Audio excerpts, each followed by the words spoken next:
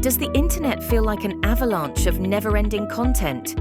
With AI-created content farms, things are about to get a lot more spammy. Since 2014, media outlets have utilized AI technologies to draft articles.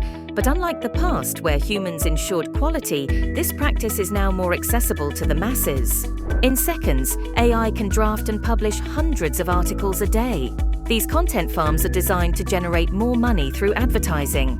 This lack of oversight leads to AI hallucinations where AI generates fabricated responses.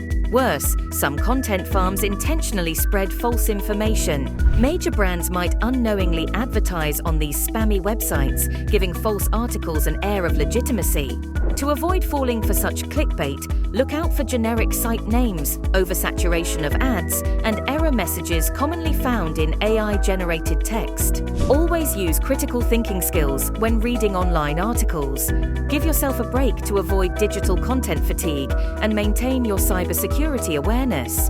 Visit Securafy.com for a free cybersecurity assessment or access our library of resources to strengthen your defenses. Stay online and secure anytime, anywhere, on any device.